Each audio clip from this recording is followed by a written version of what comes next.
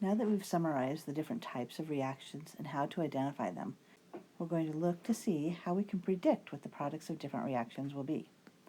So our first set of reactions we'll look at are the oxidation reactions.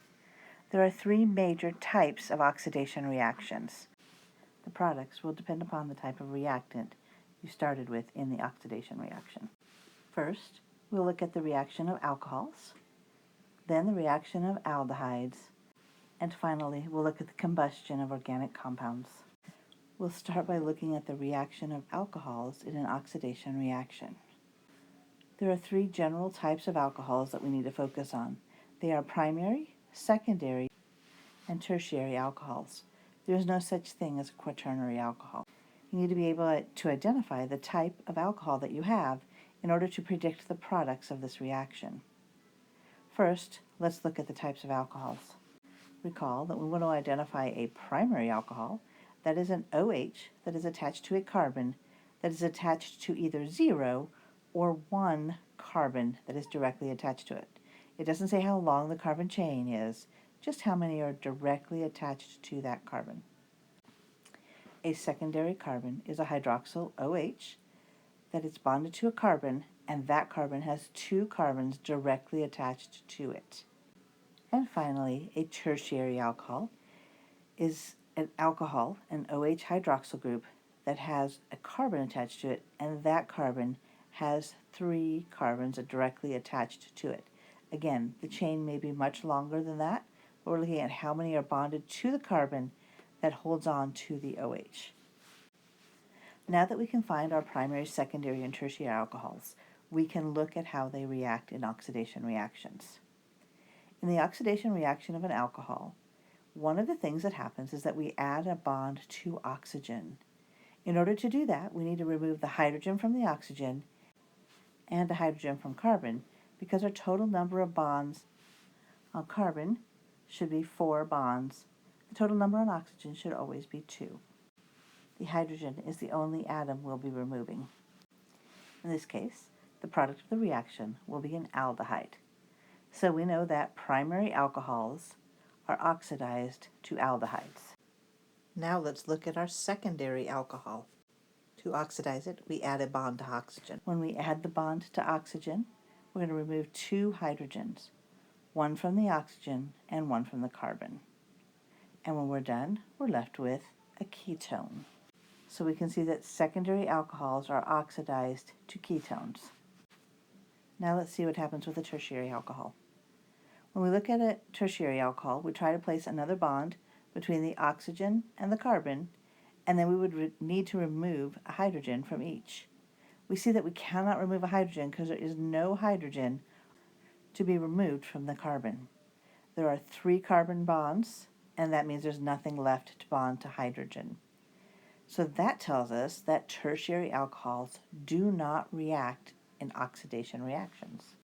The fact that it does not react is an indicator that we have a tertiary alcohol, which is of interest to organic chemists. So as we predict reactions, we know that primary alcohols go to aldehydes, secondary alcohols go to ketones, and tertiary alcohols will give no reaction. The second type of oxidation is going to be looking at the oxidation of a carbonyl carbon. Recall that oxidation means adding a bond to oxygen. And as we add bonds to oxygen, we need to ensure that we have the correct number of bonds on each atom. The 2 classes of carbonyl compounds that we'll be looking at are aldehydes and ketones. Remember, an aldehyde has a C-double bond O with a hydrogen attached to the carbonyl carbon, and a ketone has a C-double bond O with a carbon on each side of the carbonyl carbon. We'll start with aldehydes first. Interestingly, in these reactions, the oxygen is inserted between the carbon and the hydrogen, only in carbonyl carbons. So the only reaction that occurs is the reaction between a carbonyl carbon with a hydrogen attached to it, and it inserts an oxygen in the middle of it, making a carboxylic acid. If we try that with a ketone, we see that it does not react because there is no hydrogen to insert itself between, and so we see that aldehydes are oxidized to carboxylic acids, and ketones do not do that reaction. One of the important things to note is this is a reaction that we have studied in lab. There are actually two of them. The first one is the Tollens test, where we took some silver nitrate, we made it slightly basic, and then we added a little bit of aldehyde to it, and we saw that we formed a silver mirror, which is actually elemental silver. In this case of the ketone, we see that there is no reaction at all. The other reaction is the Benedict's test. In the Benedict's test, we have the copper 2 ion, which turns into the copper 1 ion or into copper metal.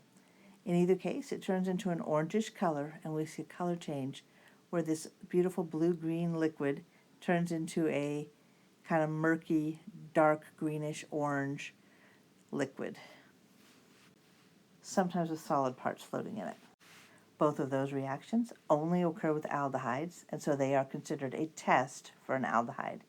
If there's a color change, such as the faintly gray-brown silver nitrate turning into a very dark black or silver, or the beautiful blue copper 2 sulfate turning into a murky, muddy-looking brown, orange, green solution, tells us that the reaction is occurring.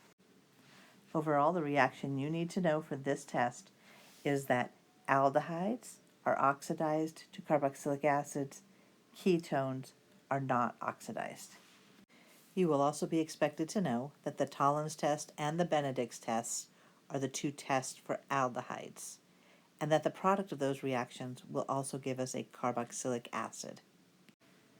And the last of the reactions we'll look at for oxidation is the reaction between any organic compound and oxygen.